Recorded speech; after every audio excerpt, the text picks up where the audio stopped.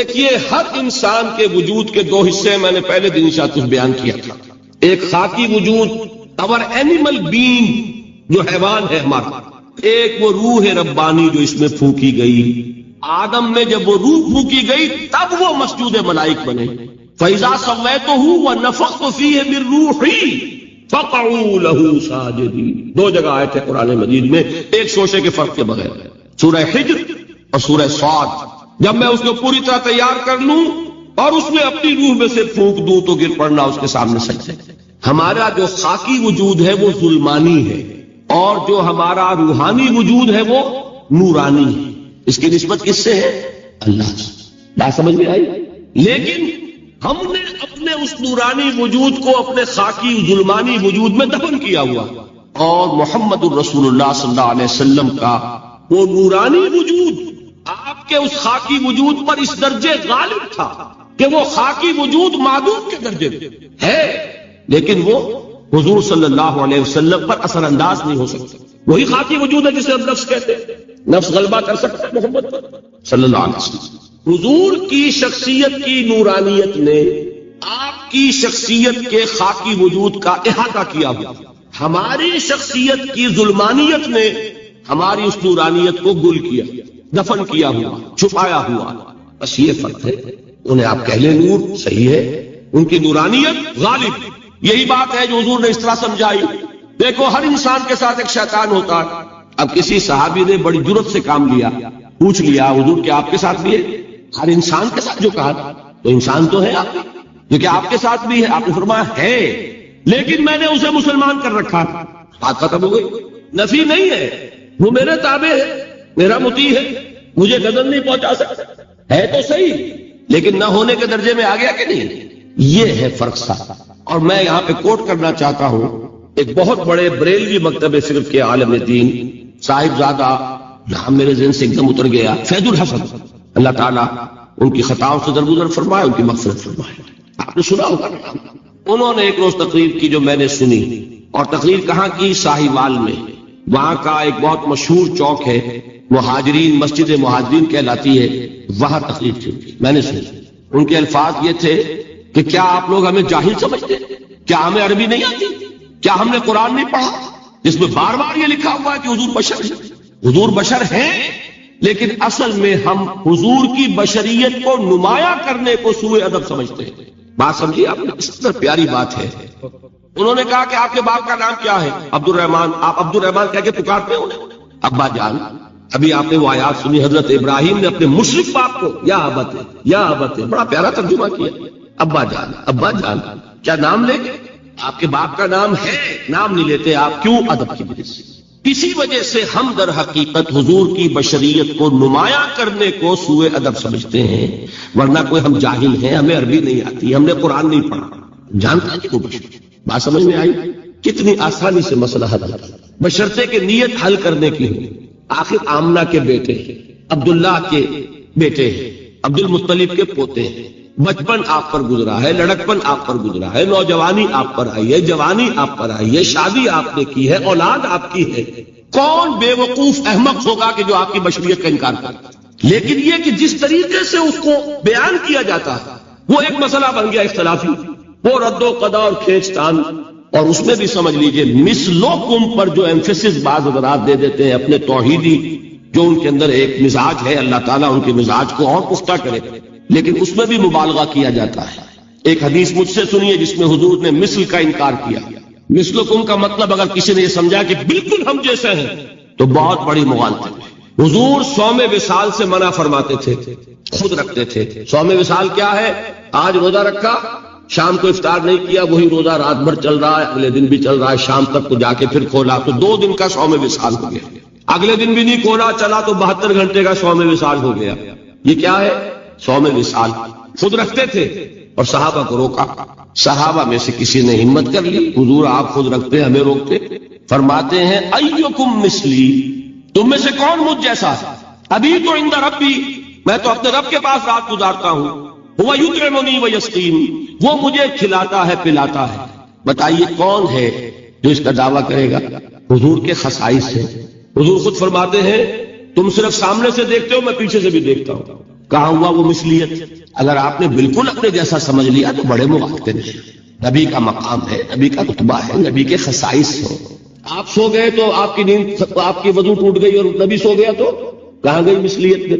مثل اس معنی میں کہ بشر ہے، نسل آدم سے ہے، اس میں کوئی شک نہیں. اس معنی میں مثل ٹھیک ہے، قل انما انا بشر مثلکم.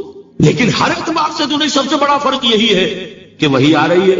معراج پہ تشریف لے گئے ہیں، اس دنیا میں بیٹھے ہوئے بھی جنت کا مشاہدہ فرما لیتے ہیں، کرا دیا جاتا ہے. دوزخ کا مشاہدہ کرایا جاتا ہے، فرشتے کو دیکھ رہے ہیں. یہ چیزیں ہیں. اور پھر خصائص، جیسا کہ میں نے عرض کیا کہ آپ پیچھے سے بھی دیکھتے ہیں. آپ کا معاملہ یہ ہے کہ آپ اگر سو جائیں تو آپ کا وضو نہیں ختم ہوگا. یہ ساری چیزیں جو ہے ان سب کو بیلنس کیجئے تو معلوم ہوگا کہ آپ بشر بھی ہیں 100% درست. لیکن آپ کی وہ نورانیت، آپ سراج منیر، ہدایت کا روشن چراغ، آپ کی جو روح انور ہے وہ آپ کے اس جسدی وجود پر اس طریقے سے حاوی ہے کہ گویا کہ اس نے اس کی ظلمانیت کو ختم کر کے رکھا ہے. اس معنی میں کوئی کہے نور مجسم تو مجھے کوئی اعتراض نہیں. یہ ہے ان چیزوں کو جمع کرنے کی خام خواہ کی کھینچتان کے سوا کچھ نہیں. بہرحال یہ پہلا حصہ ختم ہوا، شرک فی الذات. اب آئیے شرک فی الصفات. میں نے عرض کیا تھا کہ یہ ایک بڑا علمی مسئلہ ہے اور اس میں ٹھوکر لگ جاتی ہے. وجہ کیا ہے اس کو سمجھ لیں. بنیادی بات، ہماری زبان جو ہے وہ بہت محدود ہے. ہماری ہی زبان ہے جسے اللہ نے ذریعہ بنایا اپنی ہدایت کا، ورنہ ہمارے پلے نہ پڑتی بات، ظاہر ہے. لیکن ہماری زبان کی محدودیت ہے. اس محدودیت کا ایک مظہر یہ ہے کہ ہم جو الفاظ اللہ کے لیے بطور صفت استعمال کرتے ہیں وہی الفاظ مخلوقات کے لیے بھی کر لیتے ہیں. اللہ موجود، ہم بھی موجود. اللہ زندہ، ہم بھی زندہ. اللہ علیم، تو انسان علیم بھی علیم نہیں، علامہ بھی ہے کہ نہیں؟ یہ تو بڑا مبالغے کا لفظ ہے. انسان علامہ ہے. اللہ دیکھتا ہے، بصیر ہے، ہم بھی بصیر ہیں. اللہ سنتا ہے، سمیع ہے، ہم بھی سنتے ہیں. اللہ کو قدرت حاصل ہے، کچھ ہمیں بھی حاصل ہے. ایک مکہ مارا تھا حضرت موسیٰ نے، جان نکال دی تھی کہ نہیں؟ ہے نا؟ اللہ چاہتا ہے، ہم بھی چاہتے ہیں. اسے دیکھیے چاہت میں وہ ہو گیا تھا جس پر روک دیا حضور نے. ما شاء اللہ وما شئت اجعلتنی للہ ندا، کیا تم نے مجھے اللہ کا مد مقابل بنا دیا؟ دھوکہ ان الفاظ کے اشتراک کی وجہ سے لگ جاتا ہے. بات سمجھ میں آئی؟ اب اس میں فارمولہ میں نے عرض کیا تھا کہ ایک نوٹ کر لیں تو مسئلے سارے حل ہو جائیں.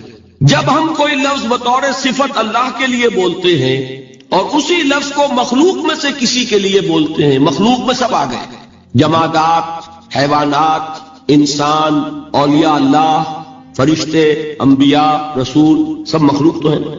تو کل مخلوقات، جب ہم ایک لفظ بطور صفت استعمال کریں گے اللہ کے لیے اور اسی لفظ کو استعمال کریں گے بندوں کے لیے تو ان میں 3 فرق ہیں جو ذہن میں رہنے چاہیے.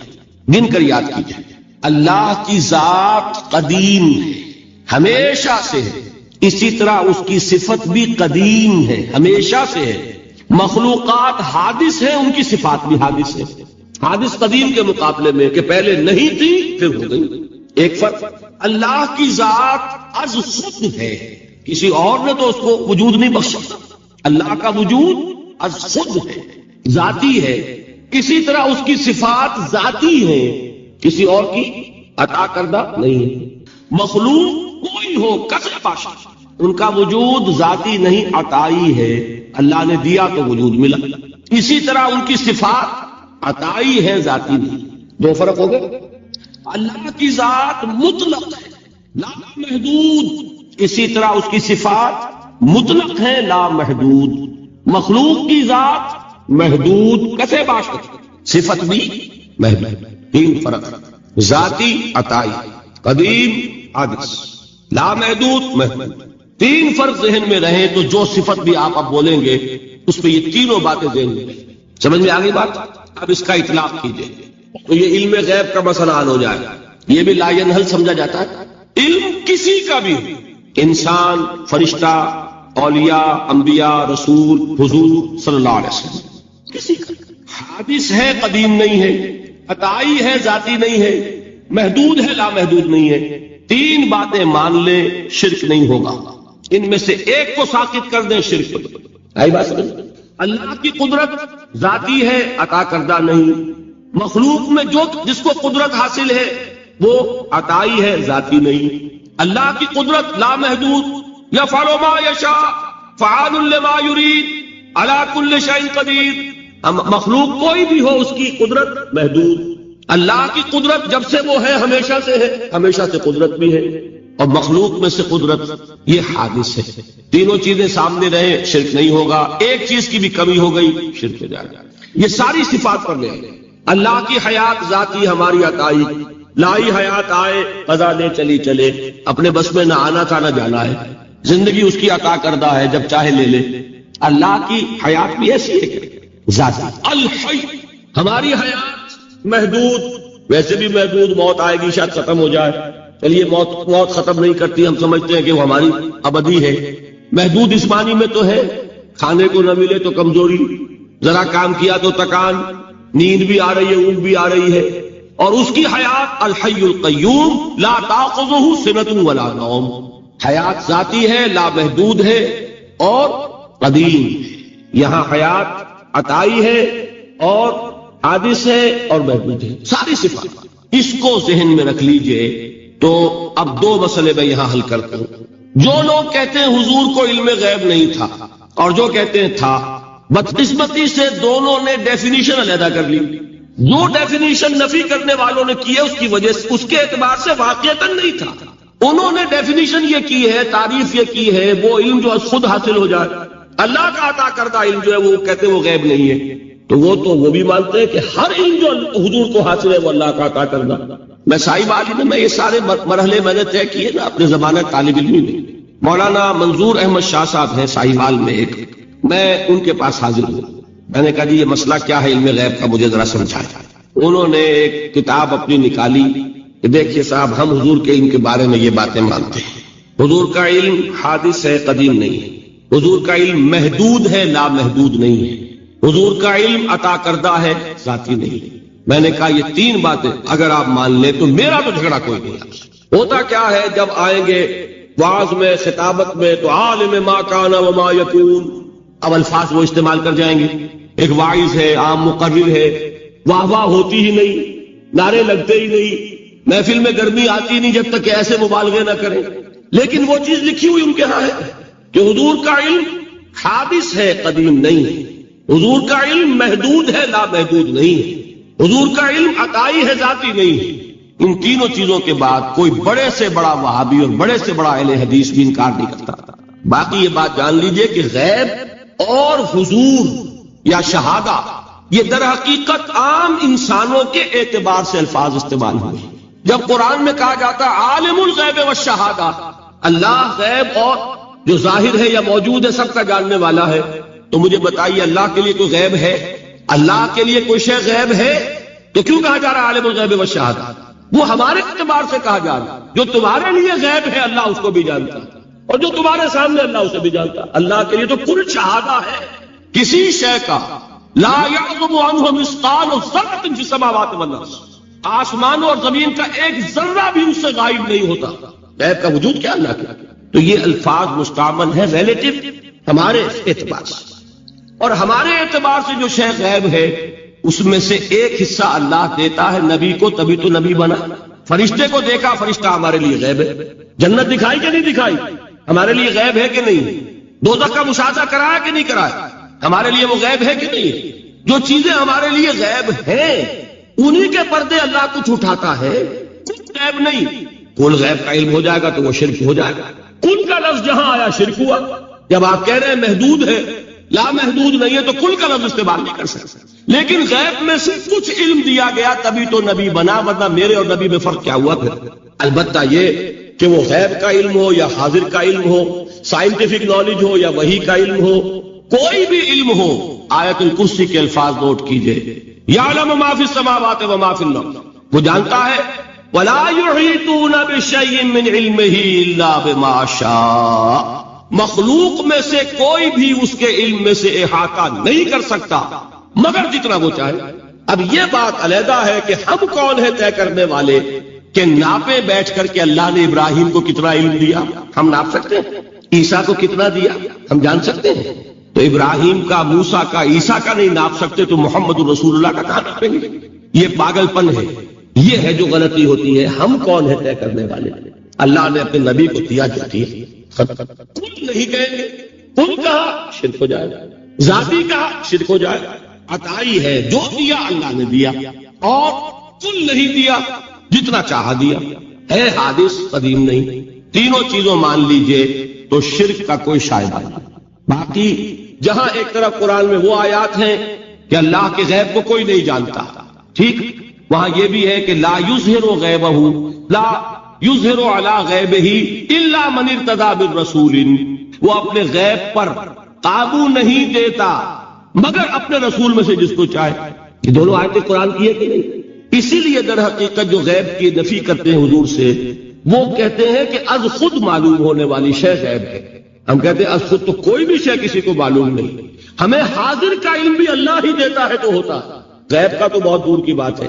یہ مسئلے بڑے سیدھے ہیں، خام خواہ ہم نے پیچیدہ بنایا ہوا ہے.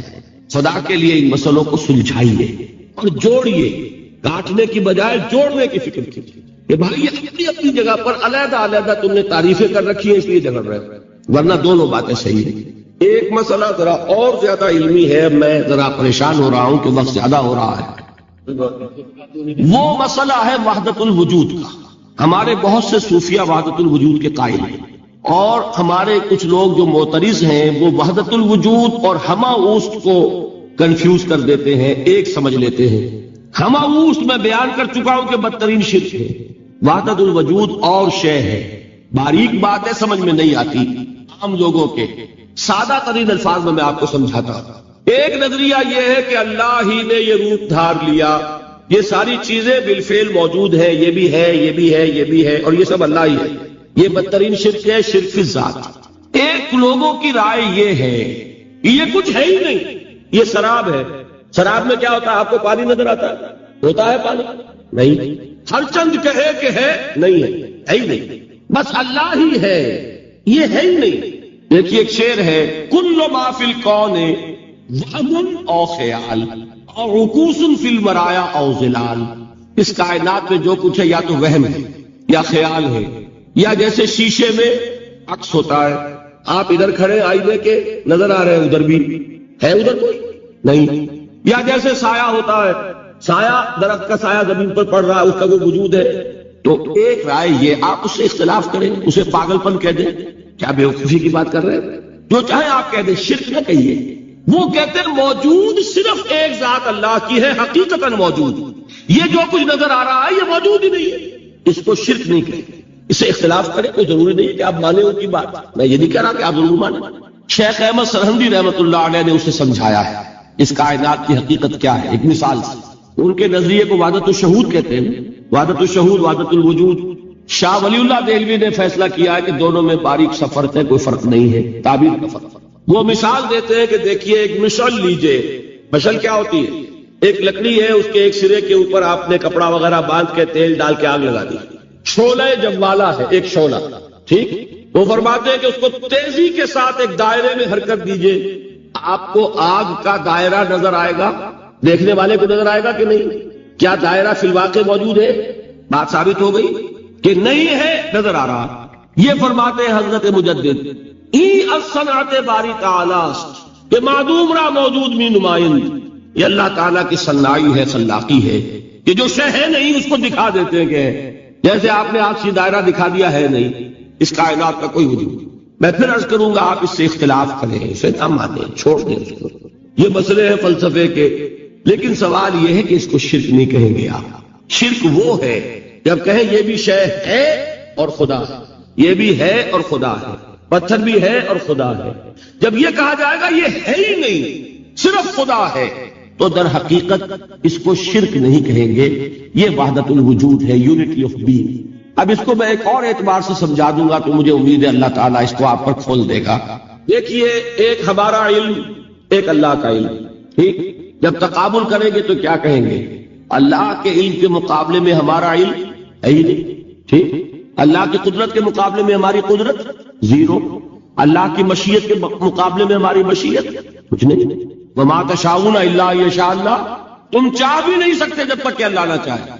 تو کیا ہوئی؟ ساتھ یہی آتے ہیں نا جو حدیث جس میں کہ دعا استخارہ حضور نے تلقین فرمائی، اور صحابہ فرماتے ہیں کہ حضور نے ہمیں اس طرح سکھائی یہ دعا استخارہ جیسے قرآن سکھایا۔ اس میں الفاظ کیا ہیں؟ فَإِنَّكَ تَعْلَمُ وَلَا أَعْلَمُ وَتَقْدِرُ وَلَا أَقْدِرُ، اے اللہ تجھے قدرت حاصل ہے، مجھے کوئی قدرت حاصل نہیں۔ اگر ظاہری الفاظ پر جائیں گے تو یہ تو خلاف واقعہ بات ہے۔ کیا حضور کو کوئی علم حاصل نہیں تھا؟ یا تو حضور فرما رہے فَإِنَّكَ تَعْلَمُ وَلَا أَعْلَمُ، یا چلیے اگر کوئی اور عام انسان کہتا ہے میں نہیں جانتا تو کیا کوئی علم حاصل نہیں؟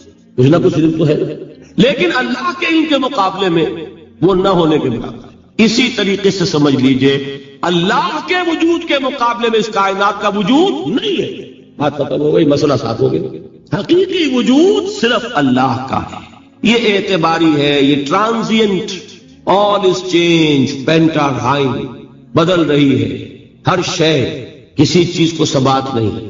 آپ ایک لمحے پہلے جو آپ تھے وہ آپ، ایک لمحے بعد وہ آپ نہیں ہیں، بدل گئے ہیں۔ ایک تسلسل ہے آپ کا کہ آپ سمجھتے ہیں کہ آپ وہی ہیں کہ جو آج سے 10 سال پہلے تھے۔ کیا آپ وہی ہیں؟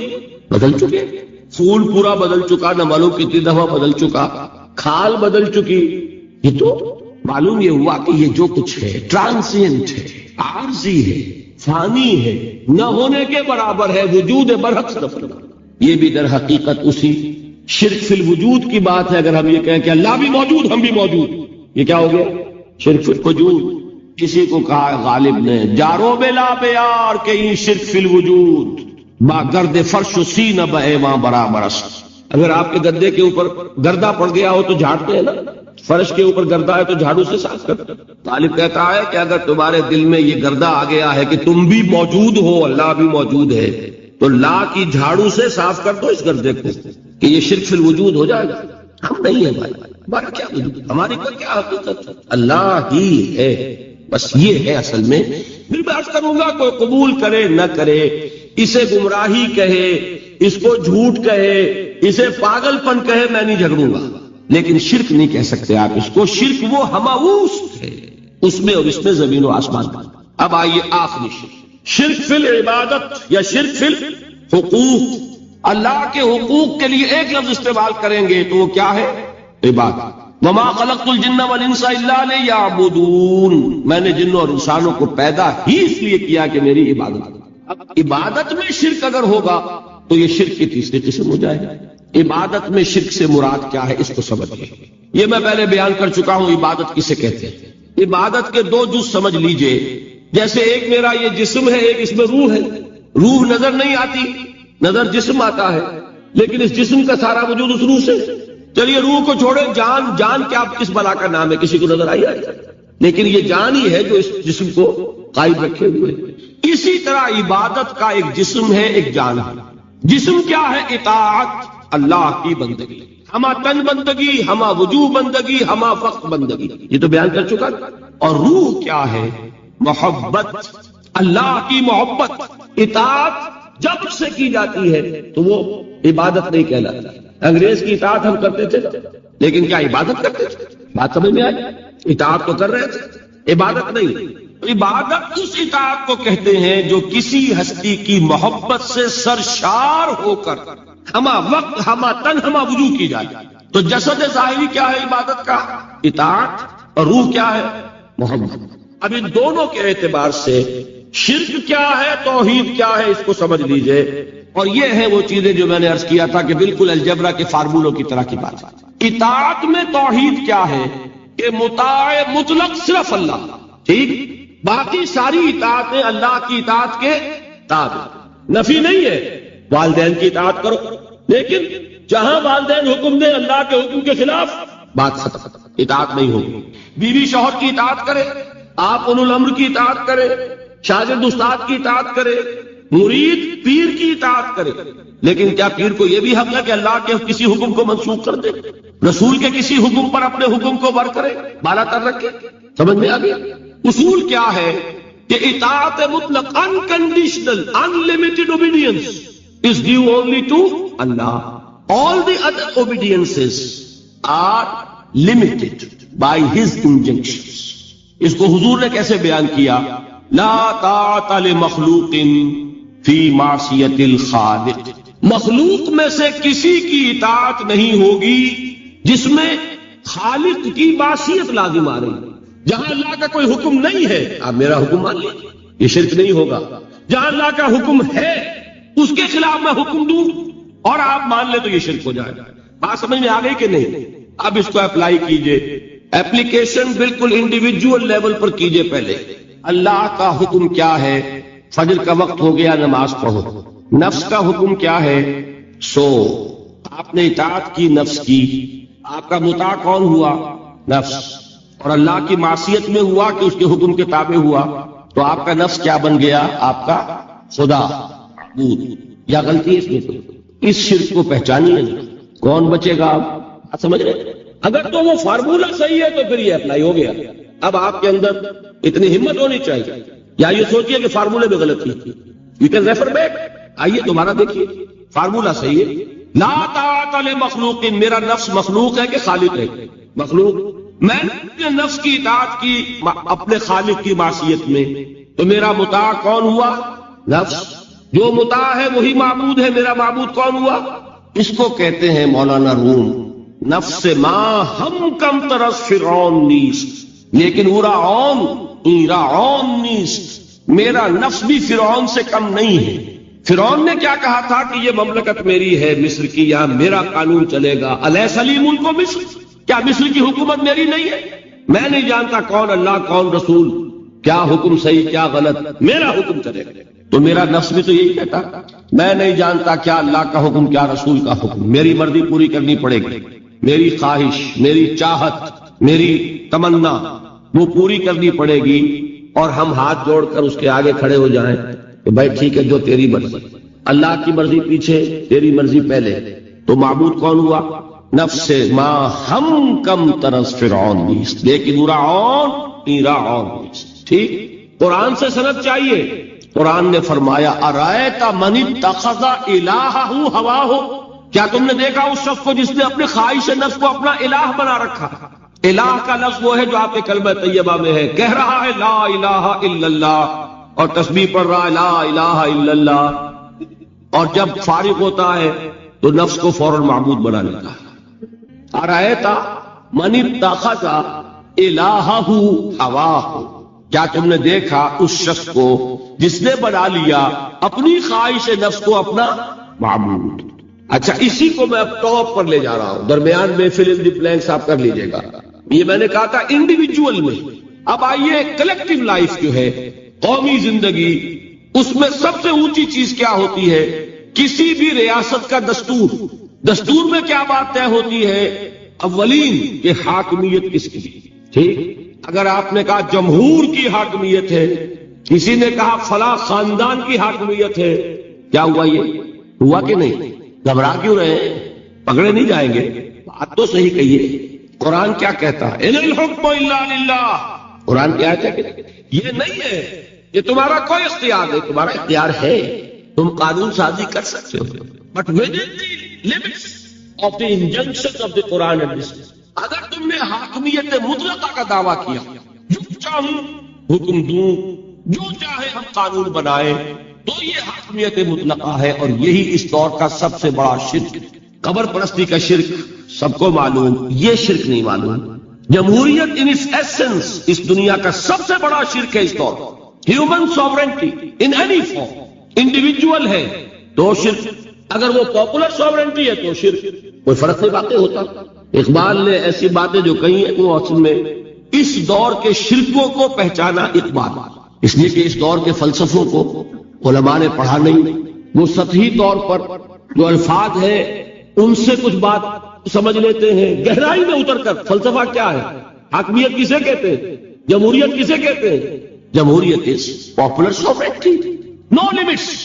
جو بھی لیجسلیٹو اتھارٹی ہے، عوام کے نمائندے جو قانون چاہے بنائے، وہ ہم جنسی کو جائز کرنا چاہے اختیار ہے، دو مردوں کو میاں بیوی کی حیثیت سے لائسنس دے رہنے کے لیے، لیگل لائسنس جائز ہے، قانون کا مرضی ہے جو چاہے بنائے۔ They don't accept any limitation to their legislative authority. We are sovereign. کیا مطلب؟ جو چاہے قانون بنا، یہی تو شرک۔ کیا کہا اقبال نے؟ ہم نے خود شاہی کو پہنایا ہے جمہوری لباس، جب ذرا آدم ہوا ہے خود شناس و خود نگر۔ ابلیس کا ایک چیلا کہتا ہے کیوں گھبراتے ہو جمہوریت سے؟ وہی بادشاہی ہے، ہم نے اس کو جمہوری لباس پہنا دیا ہے۔ پہلے ایک آدمی بادشاہ ہوتا تھا، ایک ہوتا تھا فرعون، اب ساری قوم فرعون ہے۔ وہ فرعون کہتا تھا نا کہ میں جو چاہوں قانون بناؤں، I don't accept any limitation to my authority. I'm the sovereign. آج عوام کہتے ہیں فرق کیا ہو گیا؟ میں نے کہا نا کہ 2 ٹن گندگی تھی، وہ ایک کے سر پہ رکھی ہوئی تھی، آپ نے ماشا سب کو بانٹ دی، تو گندگی رہے گی، شرک تو شرک ہے، کوئی فرق نہیں نوعیت کے اعتبار سے۔ بادشاہت بھی ہو سکتی ہے جائز، اگر بادشاہ خود اللہ کا بندہ ہے، اللہ کے احکام کا پابند ہے اور اللہ کے احکام کو نافذ کر رہا ہو۔ داؤد بادشاہ تھے کہ نہیں؟ سلیمان بادشاہ تھے کہ نہیں؟ جمہوریت بھی ہو سکتی ہے جائز، بشرطے کہ جمہور یہ تسلیم کر لیں کانسٹیٹیوشن میں کہ ہمارا اختیار محدود ہے اللہ اور اس کے رسول کے احکام سے۔ اب وہ اسلامی جمہوریت ہے۔ اسلامی بادشاہت تھی داؤد کی اور سلیمان کی۔ اسلامی جمہوریت اللہ کرے کہ واقعتاً حقیقتاً کسی ملک میں قائم ہو جائے، آج تک تو ہے نہیں، لیکن یہ کہ ہو جائے تو وہ اس دور کا تقاضا ہے۔ لیکن یہ کہ اگر ہے وہ بات کہ حاکمیت مطلقہ ہے عوام کی، تو گویا کہ عوام نے خدائی کا دعویٰ کیا۔ سروری زیبا فقط اس ذات بے ہمتا کو ہے، حکمراں ہے ایک وہی باقی بتانے آزمی۔ جو کوئی بھی حاکمیت کا مدعی ہے وہ آزر کا تراشا ہوا ایک بت ہے، وہ فرد ہو یا عوام ہو، قوم ہو۔ ہاں، اللہ کو حاکم مطلق مان کر اس کے احکام کے اندر باہمی مشورے سے ایک نظام چلانا، یہ ہوگا صحیح اسلامی نظام۔ سمجھ میں آئی بات؟ اب آئیے دوسری چیز، محبت میں توحید کیا ہے؟ توحید فی المحبہ، یہاں بھی محبت کی نفی نہیں ہے۔ شوہر بیوی سے محبت کرے، بیوی شوہر سے محبت کرے، والدین اولاد سے کرے، اولاد والدین سے کرے، لیکن اللہ کی محبت سب سے بالا تر، یہ ہے توحید۔ کوئی ایک محبت بھی اللہ کی محبت کے برابر ہو گئی تو شرک، اور کوئی محبت اللہ کی محبت سے اونچی ہو گئی تو اب شرک سے اوپر کوئی لفظ ہمارے پاس ہے نہیں۔ میں نے کہا تھا نا کہ یہ تو ہماری زبان کی محدودیت ہے، ورنہ تو وہ شرک سے اوپر کا کوئی لفظ ہونا چاہیے۔ برابر ہو گئی تو شرک ہے۔ ہاں، ساری محبت اللہ کی محبت کے تابع۔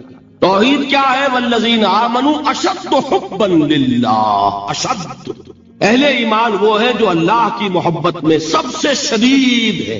یہ نہیں وطن سے محبت کرو کوئی حرج نہیں، گھر سے محبت کرو کوئی حرج نہیں، بیٹے سے کرو، اولاد سے کرو، مال سے کرو، کوئی حرج نہیں، لیکن مال کی محبت اللہ کی محبت کے برابر نہ ہو جائے یا اس سے اوپر نہ ہو جائے، اولاد کی محبت اللہ کی محبت سے اوپر نہ چلی جائے، وطن کی محبت، قوم کی محبت اللہ کی محبت سے اوپر نہ چلی جائے۔ جو محبت بھی اللہ کی محبت کے برابر ہوئی یا اوپر گئی، یہ شرک فی المحبت، اور محبت روح ہے عبادت کی، تو یہ کیا ہے؟ شرک فی العبادت۔ فارمولہ ہے نا؟ اب اپلائی کیجئے ذرا۔ آپ کو معلوم ہے کوئی شے آپ کے لیے لینی حرام ہے، رشوت ہے کوئی پیش کر رہا ہے حرام ہے، لیکن مال کی محبت کے ہاتھوں مجبور ہو کر آپ نے لے لی۔ محبوب تر کون ہے، اللہ یا مال؟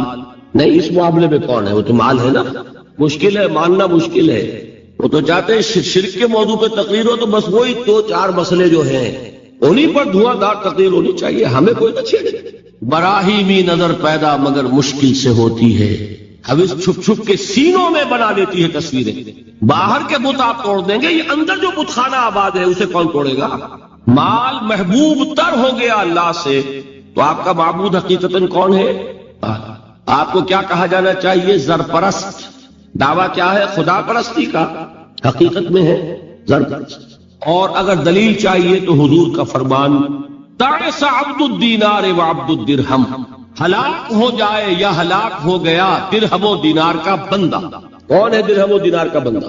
جس کے لیے درہم و دینار اتنے محبوب ہو جائیں کہ وہ اس کے لیے اللہ کے احکام کو توڑ دے۔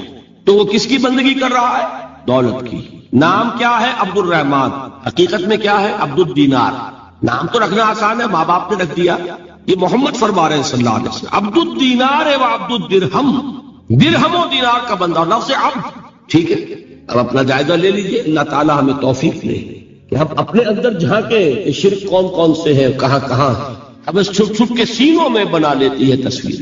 اب اس کو اوپر لائیے اجتماعی سطح پر۔ جیسے میں نے آپ کو بتایا کسی بھی ریاست جو ہے، کانسیپٹ آف اسٹیٹ، یہ ہائیسٹ ایوالوڈ فارم ہے انسان کی اجتماعی تصورات کی، جس کو میں نے کبھی کہا تھا سوشل ایوولوشن، تمدنی ارتقاء۔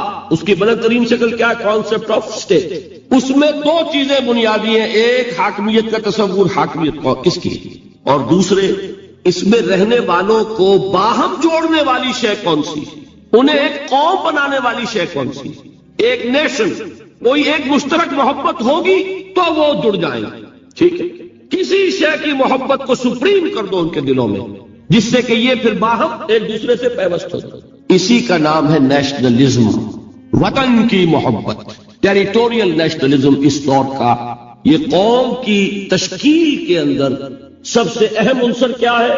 وطن کی، اور یہ وطن کی محبت جب اصل شے ہو جائے گی آپ کو جوڑنے والی، تو وطن آپ کا کیا بن جائے گا؟ معبود۔ وطنیت جو ایک سیاسی کانسیپٹ ہے، اس کے اعتبار سے اس دور کا سب سے بڑا شرک، یہ بات ذرا آسانی سے سمجھ میں آنے والی نہیں۔ وطن کی جے، یہ کیا ہے؟ جیسے آپ کہتے ہیں اللہ اکبر، وطن کا ترانہ کھڑے ہو جاؤ، یہ کیا ہے؟ وطن کی نماز، وطن کا جھنڈا سلامی، یہ کیا ہے؟ These are all rituals، اس معبود کے لیے مراسم عبودیت، یہ ہے وطن کی محبت ہر چیز سے بالا، یہی تو ہے سب سے بالا محبت کس کی ہونی چاہیے؟ لیکن یہ بھی میں عرض کروں گا، حضور کی حدیث مجھے نہیں معلوم کہ اس کا سند کا درجہ کیا ہے، عام طور پر بیان ہوتی ہے حب الوطن من الایمان، وطن کی محبت ایمان کا ایک تقاضا ہے۔ حدیث ہے یا نہیں ہے، اس بات کو میں صحیح سمجھتا ہوں، انسان کی فطرت کا تقاضا جا رہتا ہے، اس سے محبت ہوتی ہے، گھر سے محبت ہوتی ہے، شہر سے ہوتی ہے، ملک سے ہوتی ہے، لیکن جہاں یہ محبت قومیت کی تشکیل کر رہی ہو، وہاں در حقیقت یہ ہر شے سے بالا تر ہے، تبھی تو قومیت کی تشکیل ہوگی۔ یہ کانسیپٹ جو ہے یہ مشرکانہ کانسیپٹ ہے، اس کو بھی پہچانا علامہ اقبال نے۔ اس دور میں میں اور ہے، جام اور ہے، جم اور، ساقی نے بنا کی رویش لطف و ستم اور، تہذیب کے آزر نے ترشوائے صنم اور، مسلم نے بھی تعمیر کیا اپنا حرم اور، ان تازہ خداؤں میں بڑا سب سے وطن ہے، جو پیرہن اس کا ہے وہ مذہب کا کفن۔ نظارہ دیری نہ زمانے کو دکھا دے، اے مصطفی خاک میں اس مت کو ملا، اور فرمان نبوت میں وطن اور ہی کچھ ہے، گفتار سیاست میں وطن اور ہی کچھ ہے۔ وطن کی محبت میں حرج نہیں ہے، وطن کی محبت سپریم ہو جائے تو حرج ہے، اللہ کی محبت کے تابع رہے کوئی حرج نہیں۔ یہی فرق ہے سارا توحید کا اور شرک۔ اولاد کی محبت اللہ کی محبت سے بالا ہو گئی، اولاد آپ کا معبود ہے، تابع ہوئی کوئی حرج نہیں، کرو محبت، یہ دوسرا فارمولہ ہے۔ اب تیسری چیزیں بہت مختصر ہیں، عبادت کی ایک روح بتائی حضور نے، لب لباب کہیے اس کا، وہ کیا ہے؟ دعا۔ الدعاء مخ العبادت، الدعاء هو العبادت۔ حضور کی یہ دو احادیث بہت سادہ، بہت مختصر۔ دعا ہی عبادت کا جوہر ہے۔ مخ کہتے ہیں ہڈی کے اندر جو گودا ہوتا ہے وہ مخ ہے، گودا جو ہے عبادت کا وہ کیا ہے؟ دعا۔ توحید فی الدعا کیا ہے؟ صرف اللہ کو پکارا جائے، اور شرک فی الدعا، جس کو بھی پکاریں گے آپ مدد کے لیے اس کو آپ نے معبود بنایا۔ کیسے باشا یہ مسئلہ سمجھ لیجیے، لا تدعو مع اللہ احد، اللہ کے ساتھ کسی کو مت پکارو۔ حضور نے فرمایا کہ جوتی کا تسمہ بھی مانگنا ہو تو اللہ سے مانگو، اللہ نے تو دروازہ کھولا ہوا ہے، جو چاہو مانگو، کسی اور سے مت مانگو۔ دیکھیے ایک علمی مسئلے اور ہوتے ہیں، یہ جو روحانیات کا معاملہ ہے، عالم ارواح میں کیا صورت ہے، ارواح صرف کہیں اللہ کے پاس کسی کولڈ سٹوریج میں ہے یا اس کا اس دنیا سے بھی کوئی تعلق ہے، یہ علمی مسائل ہے۔